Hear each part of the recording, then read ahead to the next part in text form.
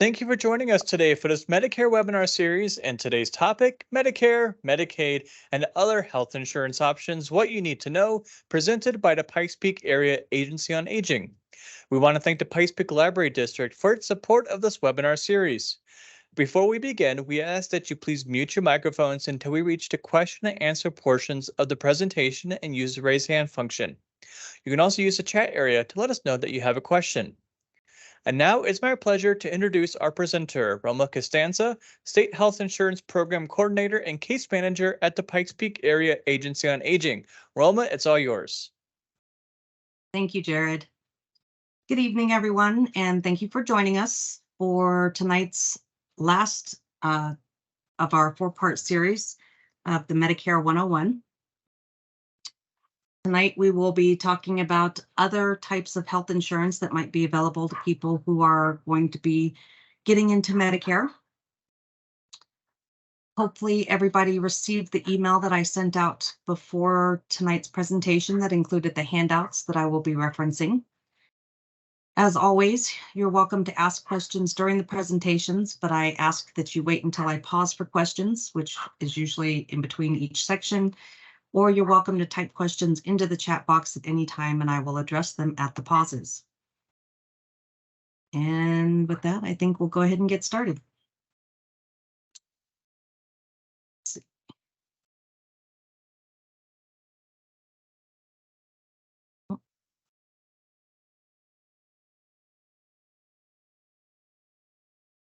So again, as always, I am with the Pikes Peak Area Council of Governments Area Agency on Aging.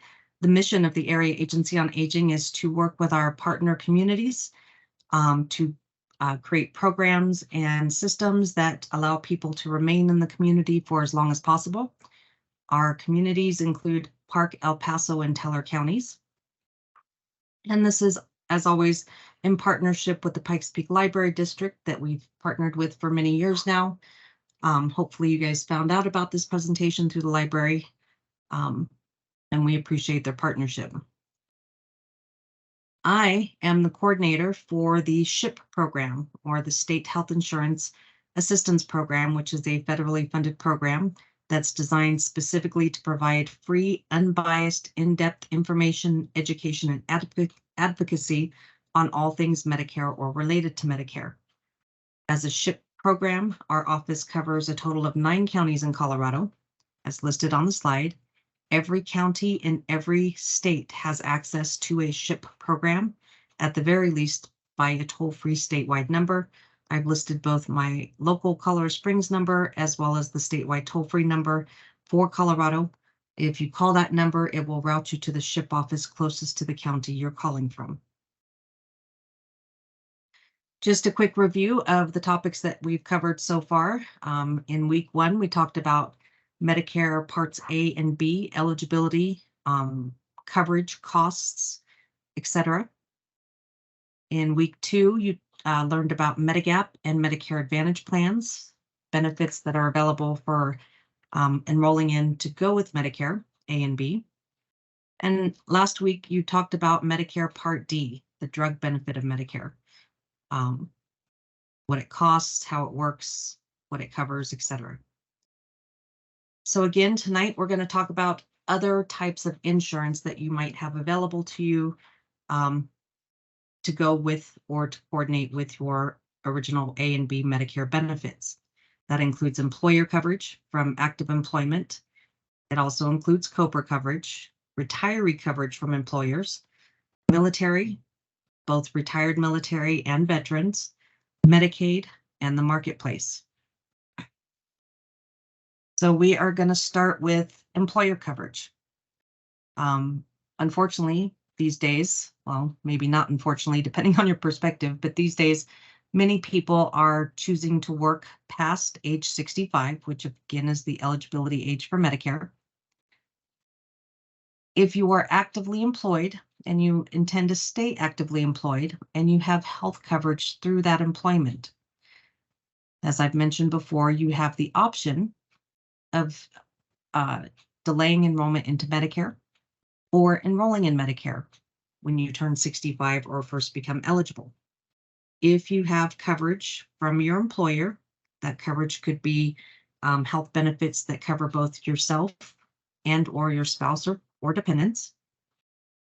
If you choose to delay enrollment into Medicare because you are still actively working and have employer coverage, keep in mind that you are able to enroll in Medicare anytime after you're eligible, anytime while you're actively working, but you also get a special enrollment period, which is an extended period of time, a total of 8 months from the time your employment ends to enroll in Medicare without penalty. Keep in mind that your employer cannot require you enroll in Medicare when you become eligible so that you get off the employer coverage and perhaps save them money. They are not allowed to encourage you to enroll in Medicare, to entice you to enroll in Medicare. Just because you become eligible for Medicare, nothing should change with your employer coverage as long as you're actively employed or on the a dependent or spouse of an active employee. So they cannot require you enroll in Medicare. If they try and do so, that is honestly against the law, and you should say something. But again, as long as you're actively employed and enrolled in the employer health coverage, you can delay enrollment in Medicare. If you choose to enroll in Medicare when you become eligible, even though you are employed with employer coverage, keep in mind that the employer health benefits will be primary and your Medicare benefits will be secondary. Employer coverage also includes COBRA coverage. COBRA, which stands for the Consolidated Omnibus Budget Reconciliation Act, is a type of insurance that is designed to continue your health benefits for a limited amount of time after employment ends. Typically, people use this option when they are, say, within a year or a year and a half of becoming eligible for Medicare, but are no longer working prior to Medicare eligibility. So say you retire at age 64 and you quit working, you could use COBRA coverage to continue your employer health benefits until you turn 65 and become eligible for Medicare. Keep in mind that if you use this option, you do have to pay the full monthly premium for that health benefit. This option is often used when someone's employment ends, or if someone's employment have reduction in hours that makes them no longer eligible to have the employer health benefits. COBRA coverage is also available to cover your dependents or spouse. But it's only in limited situations. So if you have a dependent or a spouse that needs to use COBRA coverage, then you still would have to have either ended your employment or had reduction in hours that caused you to lose health benefits. Or if you become entitled to Medicare as the employee, or if you divorce or become legally separated from your spouse, they could use COBRA. If you pass on, if you die, then your spouse or dependents could use COBRA. Or if one of your dependent children loses their dependent status, they turn 19 or whatever age it is that they are no longer considered a dependent to you, they would be able to take advantage of COBRA coverage.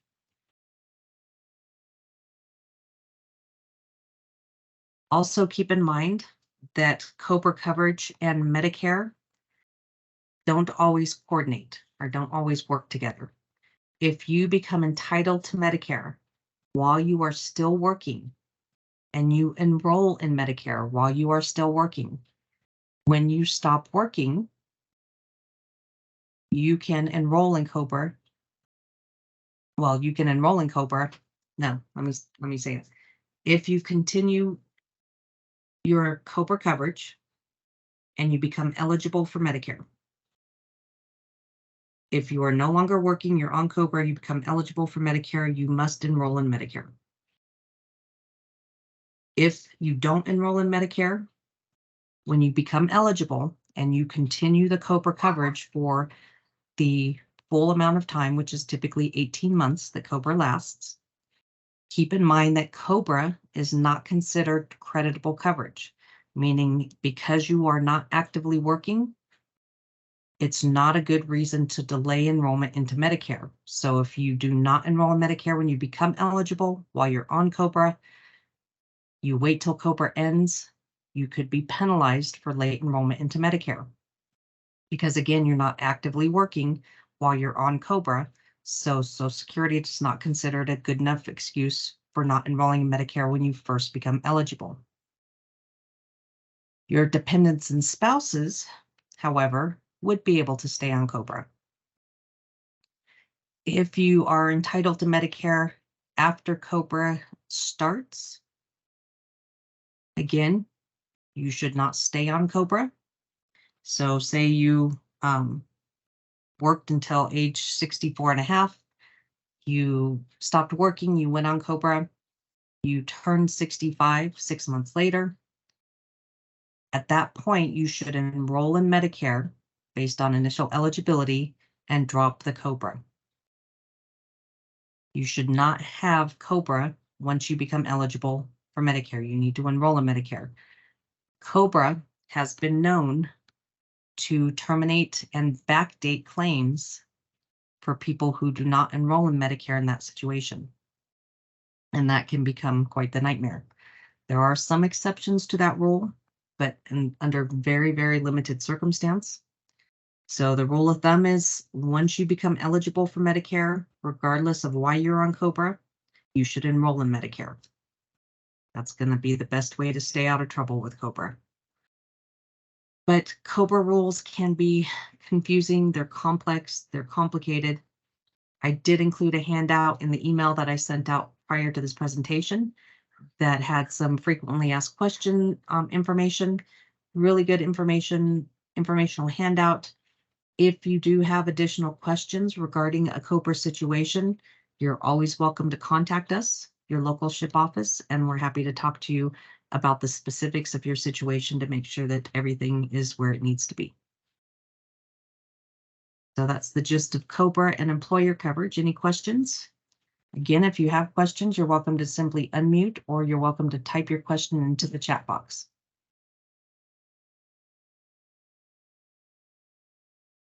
All right, I don't see any questions. I don't hear any questions, so we will move on to retiree coverage. So if you're fortunate enough to have an employer that offers retiree health benefits, that is certainly an option that I encourage you to look at to see if that is something that would be advantageous for you to take advantage of. Not all employers offer retiree health benefits once you retire. And those that do offer health benefits to their retirees, keep in mind that every employer can have different options available to their retirees for health benefits, especially when it comes to retirees who are on Medicare or enrolling in Medicare. So options can vary significantly from employer to employer because the employers have control over what kind of health benefits they offer their retirees, even if it is going to coordinate with Medicare. Another thing you'd want to look at when it comes to reviewing retiree coverage options is the drug coverage.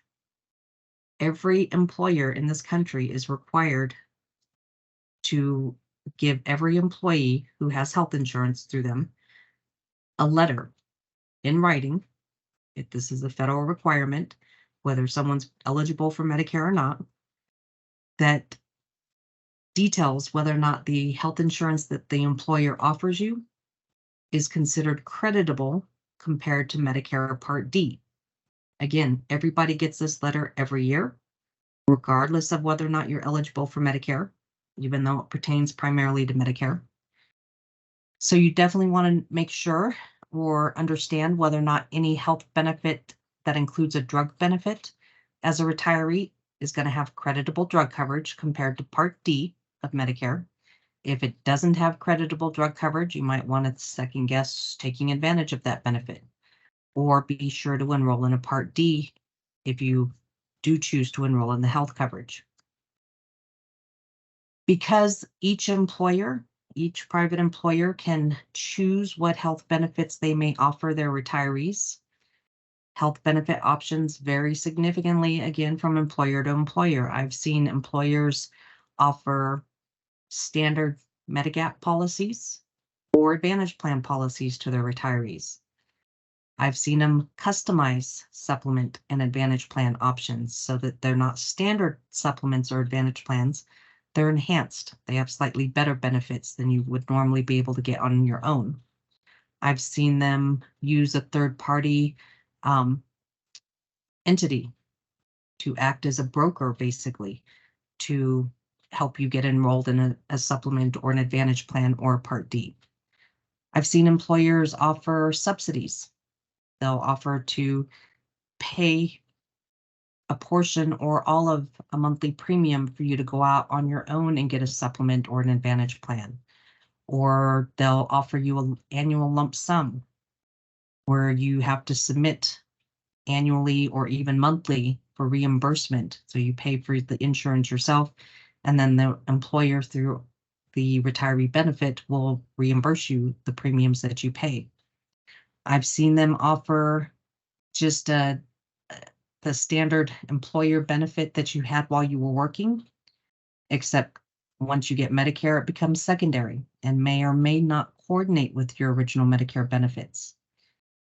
I've seen employers offer to pay the full cost of that health benefit for retirees. I've seen them charge an arm and a leg for that health benefit for retirees. It's really, really important, if you have this option, that you make sure that you understand what the employer is offering and what it's going to cost and how it coordinates or doesn't coordinate with your Medicare benefits.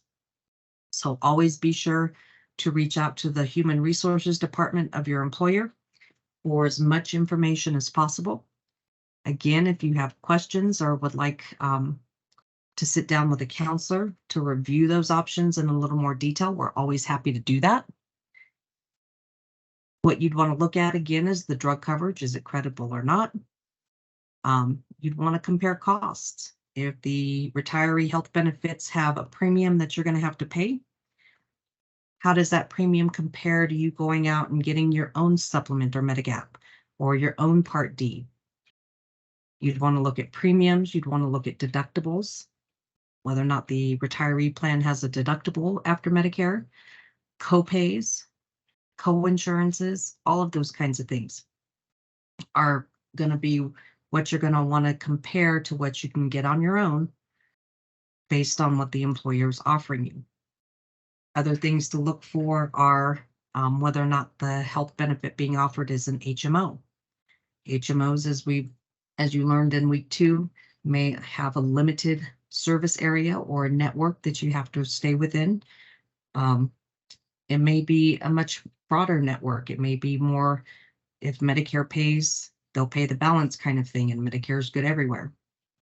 So again, those are some of the things you'd want to take a look at and make sure you understand before you actually enroll in employer health benefit, so that you are making sure that you're getting the most bang for your buck, getting the best coverage you can get one way or the other.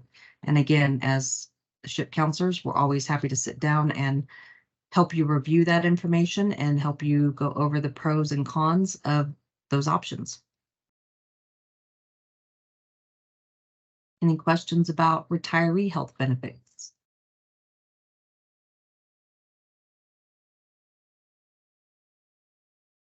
All right, not seeing any, not hearing any. So we'll move on to military. If you are a retired military person, meaning you have put in 20+ years as in active duty as in the military, and you have retired after 20+ years. Once you retire or while you're in the military, you have access to the military health coverage called TriCare, usually standard or prime. When you retire from the military, you can continue to access TriCare as your primary health benefit. And when you become eligible for Medicare, TriCare will continue to provide health coverage that coordinates with Medicare, called TriCare For Life. This is a federal mandate that retirees are given access to this health benefit once they become eligible for Medicare. In order to remain on TriCare of any sort, when you become eligible for Medicare, you do have to enroll in Medicare. If you don't enroll in Medicare when you become eligible, unless you're actively working with the health coverage, if you don't enroll in Medicare, you could lose TriCare coverage altogether. If you become eligible for Medicare, you are actively employed, you have health coverage through that employer. Again, you're allowed to delay enrollment into Medicare. And because you are allowed to delay enrollment into Medicare, you're also allowed to stay on your standard TriCare benefit if you have that in addition to your employer coverage. Once you are no longer actively employed, if you're already eligible for Medicare, you need to enroll in Medicare. And that is because as soon as you enroll in Medicare, any TriCare standard or prime benefit will automatically change to TriCare For Life and act as a supplement to your original A and B of Medicare. The benefit of having TriCare For Life with your Medicare, again, it acts as a Medicare supplement, as the best level of coverage you can get. It doesn't cost you anything, and it comes with very, very good drug coverage. So you would not have to worry about enrolling in a Medicare Part D because TriCare For Life would cover that. So honestly, if you're retired military, once you enroll in Medicare and get TriCare For Life, quite literally, you do not need to do anything else ever. Medicare and TriCare For Life is the best coverage combination you can have in this country today. You do not need anything else. You can, of course, choose to enroll in other options, but again, there's no advantage for you to do that because Medicare and TriCare is the best coverage available. Again, because it does include a drug benefit, you wouldn't have to enroll in a Part D. You would not need to worry about looking at a Medigap or supplement or an Advantage plan. Your best thing to do is to contact the local DEERS office when you're becoming eligible for Medicare.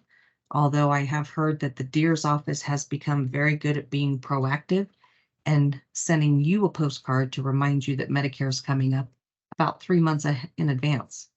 So they are aware when you're becoming eligible for Medicare, and they're very proactive about letting you know what you need to do if you want to stay on TriCare. I've listed the TriCare website that talks about TriCare For Life. Really good website, has wonderful information. If you need more information or if you want to sit down again with a counselor, we're happy to sit down and talk to you about that. If you're not retired military, but you are a veteran, you served in the military, you were honorably discharged, you served during a time of conflict.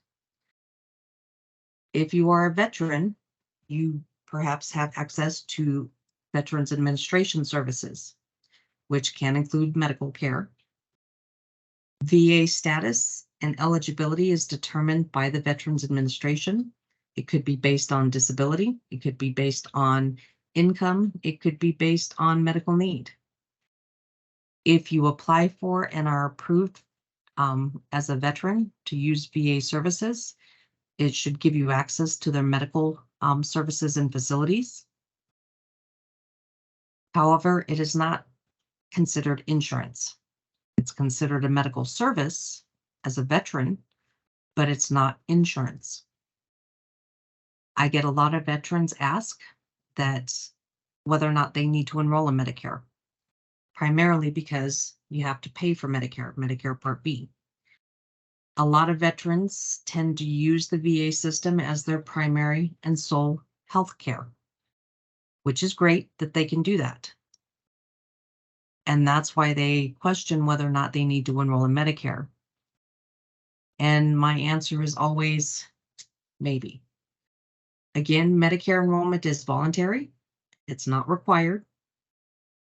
But for veterans, what you need to keep in mind is that Again, because VA is not considered healthcare, if you do not enroll in Medicare, but you decide down the road, 3, 4, 5, 6 years later, that having Medicare would have some advantages for you, you'd be able to enroll in Medicare during the general enrollment period, but you would be penalized for not enrolling sooner. There are advantages to having access to both the VA medical services and Medicare. Primarily, the biggest benefit is that having access to the VA system is great, but as we all know, access to the VA system is not always convenient. I live in Colorado Springs. I am surrounded by military bases. We just recently got a real VA medical facility in town within the last 5, 6, 7 years. So access to VA medical care may not always be convenient or doable. If you decide to move to an area where the VA systems are 100 miles away, that may not be your most convenient access to healthcare. Medicare is good anywhere. Medicare is good for anything at any time. VA systems, VA healthcare tends to help people with VA-related needs or VA-related medical needs. So the convenience of having Medicare and knowing that you can get medical care whenever, wherever, and for whatever reason you need that care is nice to have, especially if you are traveling or on vacation and may not have access to a VA system. Keep in mind, though, that Medicare and the VA do not coordinate with one another either. So you will still be able to use the VA system for whatever you use the VA system for. You will have access to Medicare for whatever you want, for whatever you need. But the two will not coordinate with one another, meaning if you have co-pays with the VA, Medicare will not pay them. If you have co-insurance left over after Medicare pays their part for service, the VA is not going to pay that. VA does not typically pay your hospital deductibles or anything else. But you do have the peace of mind of knowing that you can get care whenever you need it, wherever you are. Other benefits to having access to the VA system is for their long-term care services and support programs, including nursing home care, rehab care, long-term facility care, in-home care, that kind of stuff. Again, I've listed the website for the Veterans Administration that talks about these different medical programs. But if you have any other additional questions about VA services or benefits, or whether or not it's a good idea for you to enroll in Medicare if you access VA, give us a call. Any questions about retired military or veterans?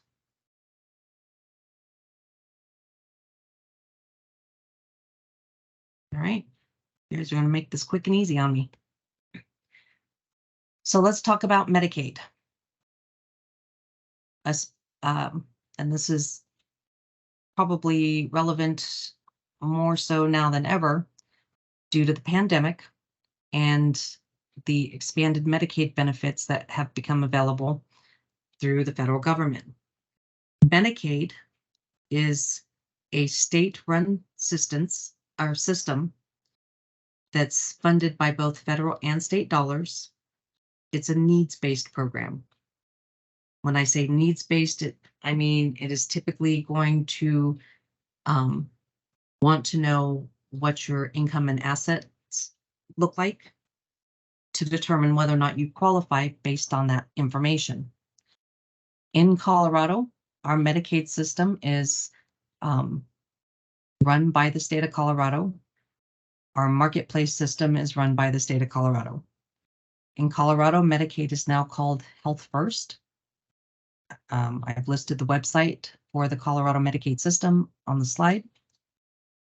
For people that were enrolled or became enrolled in Medicaid prior to becoming eligible for Medicare, due to the expanded eligibility criteria based on the Affordable Care Act, which only looked at someone's monthly income and did not consider assets, and is typically going to be for anybody under age 65 or under Medicare eligibility age.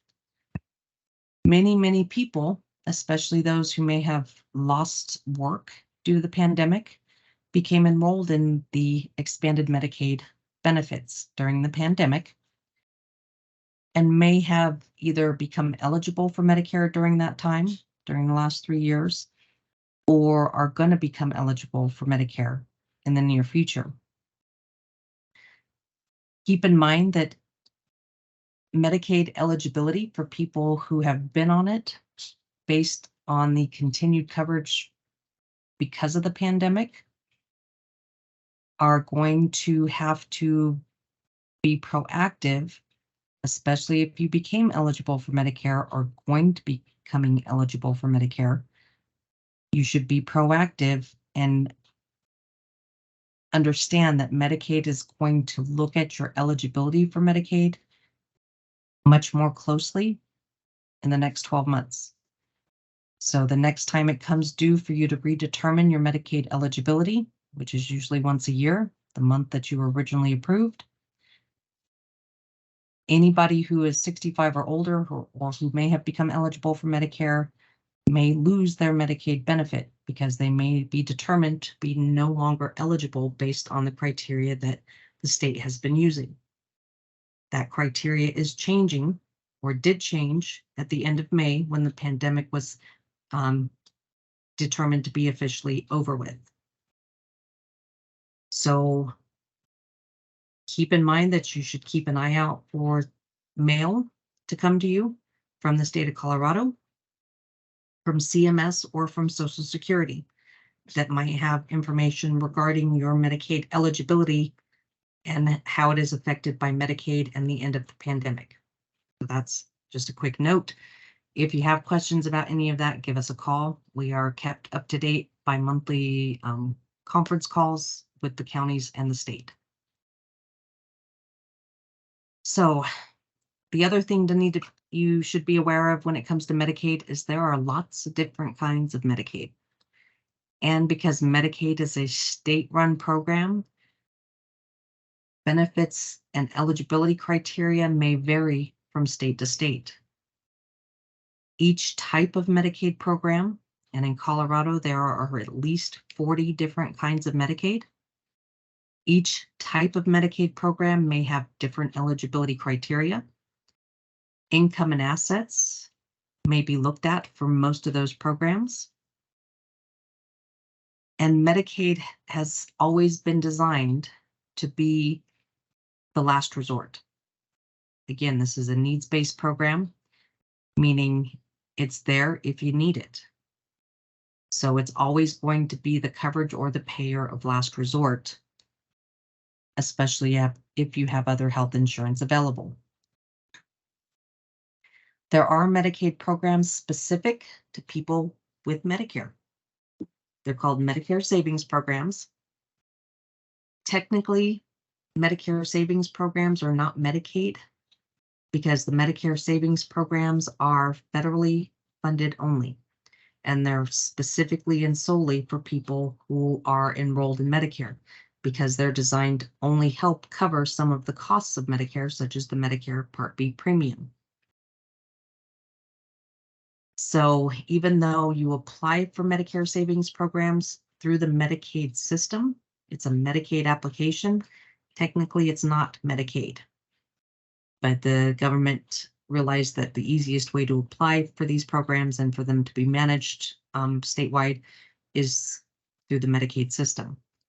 There are other Medicaid programs that are available specifically for people who are aging in, such as people who are turning 60 or 65, or for people specifically who are determined to be disabled. Some of those programs include old age pension, Social Security's SSI program. Approval automatically comes with state Medicaid approval. Old age pension or OAP program is a financial assistance program. It provides a small monthly income up to the federal poverty limit, or supplements SSI, which is an income program up to the federal poverty limit. Other Medicaid programs for people who are older are going to be the long-term care programs. These are the most commonly used Medicaid programs for long-term care in a nursing home, but they also provide assistance under home and community-based services that provides care in the home, so you can stay in the home instead of going to a facility, or they'll cover some of the cost to be in an assisted living facility, which is not full nursing home care, but it provides 24-hour nursing availability, covers the cost of room and board. I did provide you with a handout. I included it in the email that I sent out earlier that lists the income and asset levels for the Medicare savings programs. I know we've talked about them before. I've referenced this handout before, but these are the current income and asset limits for 2023. Income and asset limits do change every year when the cost of living changes or the federal poverty limit changes. If anybody wants more information about these programs, you're always welcome to contact us, and we're more than happy to talk to you about the eligibility or even help with an application. Any questions about Medicaid?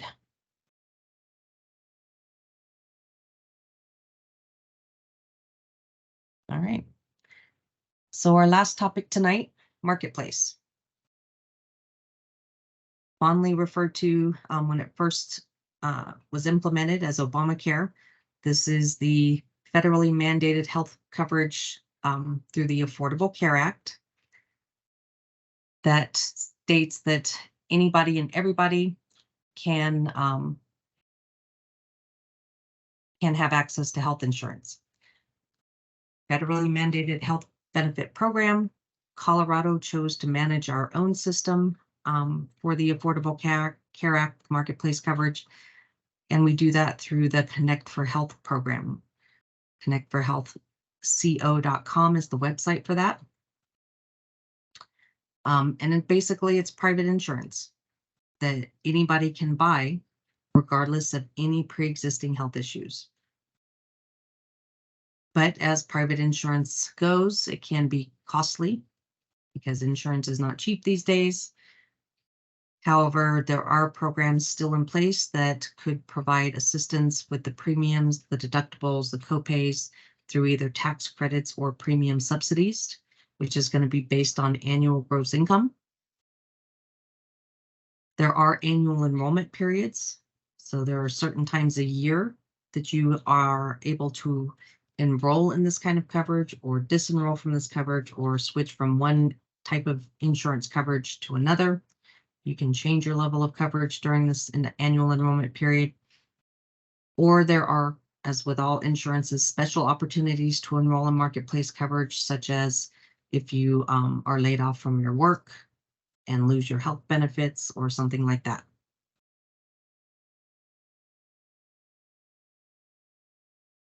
I'm going to address this question in the chat that's trying to clarify if I or Barbara mentioned last time that MSP is not available in Colorado. No, that would not have been us, because it absolutely is available in Colorado. We help with those applications all the time. So I'm not quite sure where that information came from, but it wasn't us.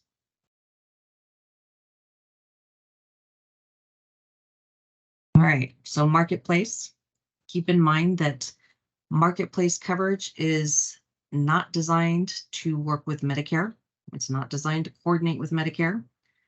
And once you become eligible for Medicare, you probably need to get off your marketplace coverage. The only exception to that rule is if you are in a situation where you have to pay for Medicare Part A, which, as we found out in week 1, is rather expensive, up to $505 a month for Part A only. If you are not eligible for premium-free Part A and you have to pay for Part A benefits, you would have the option of not enrolling in Medicare at all and staying on Marketplace or enrolling in Marketplace coverage instead. If you are entitled to premium-free Part A, you have enough work history paid into the system. If you have Marketplace coverage, you become eligible for Medicare, you enroll in Medicare, or even if you don't enroll in Medicare. If you stay on Marketplace coverage, keep in mind that if you have qualified for tax credits or premium subsidies, you lose those subsidies once you become eligible for Medicare, not enrolled, just eligible. If you are enrolled in Medicare, keep in mind it's illegal for someone to try and sell you a Marketplace plan because Medicare and Marketplace don't mix. So once you're eligible for Medicare, you probably need to get out of the Marketplace and enroll in Medicare.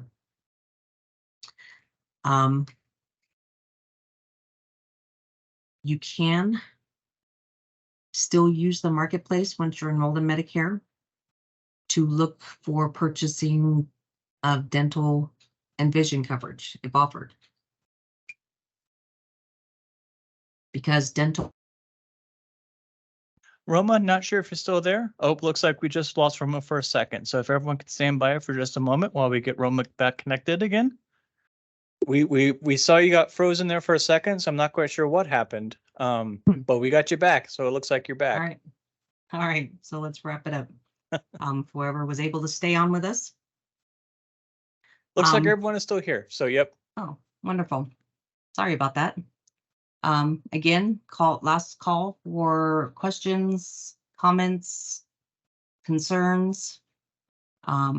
Keep in mind that we do have a total of 5 full-time counselors to chat with you anytime you need assistance or have any questions. We have a couple of part-time volunteers.